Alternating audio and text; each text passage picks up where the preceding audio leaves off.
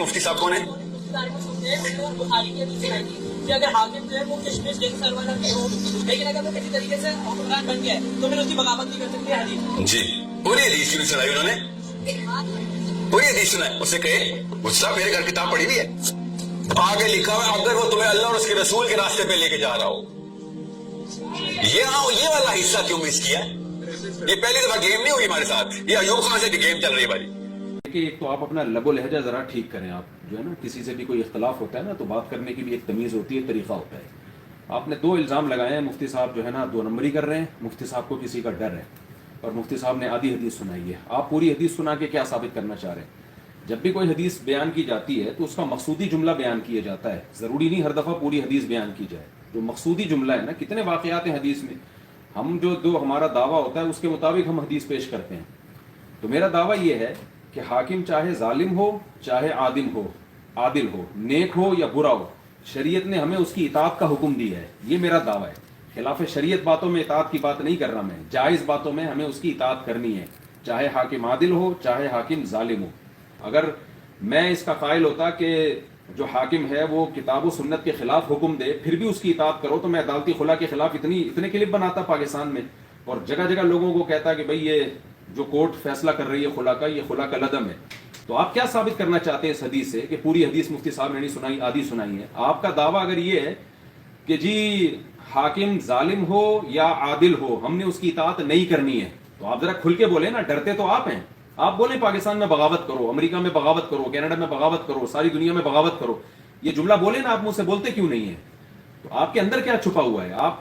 آپ کی تمام تقریروں کا حاصل جو ہے نا اب تک جو میں نے نکالا ہے وہ یہ ہے: بیوی کو شوہر کے خلاف ورغلانا، بچوں کو ماں باپ کے خلاف ورغلانا. آپ نے کلپ میں کہا کہ جو ہے وہ ہر ماں کے قدموں کے نیچے جنت نہیں ہے. کیوں نہیں ہے ہر ماں کے قدموں کے نیچے جنت بھائی؟ قرآن تو کہہ رہا ہے تمہارے ماں باپ کافر ہوں، تمہیں کفر پہ مجبور کرتے ہوں، صاحبہما فی الدنیا معروفا، پھر بھی تم نے دنیا میں ان کے مطلب یہی ہے کہ قدموں میں جنت ہی تلاش کرنی ہے، تم نے ان کی اطاعت کرنی ہے، فرمانبرداری کرنی ہے.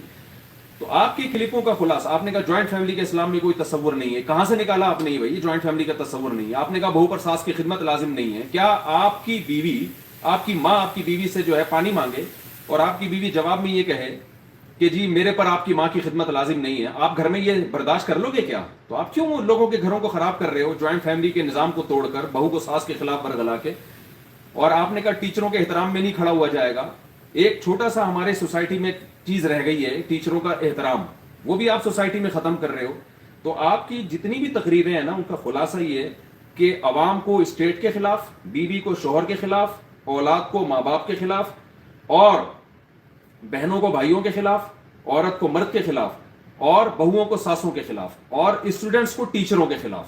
جو ذہن بنا رہے ہو نا آپ لوگوں کا وہ یہ ذہن بن رہا ہے. کتنی کمپلینز آپ کے خلاف میرے پاس آئی ہیں مگر میں نے آپ کے احترام میں کبھی آپ کا نام لے کے اس لب و لہجے میں بات نہیں کی. آج میں پہلی دفعہ فرسٹ ٹائم اس لب و لہجے میں بات کر رہا ہوں، اس لیے کہ مجھے نہیں لگتا کہ آپ کو شاید کوئی عزت جو ہے راس آ رہی ہو. آپ نے کھلے لفظوں میں کہا ہے کہ مفتی صاحب نے 2 نمبری کی ہے اور مفتی صاحب ڈرتے ہیں. تو میں آپ سے بھی کہہ رہا ہوں کھلے لفظوں میں کہ آپ کا دعویٰ کیا ہے. میں نے جو میرا دعویٰ تھا اس پہ میں نے حدیث کے الفاظ پیش کر دیے. میرا دعویٰ یہ: حاکم اچھا ہو یا برا ہو، جائز چیزوں میں آپ نے اس کی اطاعت کرنی ہے. جائز ہی مراد ہے، ظاہر ہے ناجائز تو ہمارے بیانات بتاتے ہیں کہ ہم ناجائز چیزوں میں کبھی بھی اطاعت کا حکم نہیں دیتے. جائز چیزوں میں اطاعت لازم ہے. آپ کیا کہنا چاہتے ہو کہ حاکم برا ہو تو کیا جائز چیزوں میں بھی اس کی اطاعت نہیں کی جائے گی؟ اس کا مطلب پاکستان کے صدر تو بھی زرداری ہیں. تو آپ کا کیا رائے ہے کہ گورنمنٹ لا کو فالو نہیں کیا جائے گا؟ آپ لال بتی پہ چلو گے اور ہری بتی پہ آپ گاڑی روکو گے؟ آپ کیا اسٹیٹ کے الٹا لے کے چلو گے لوگوں کو؟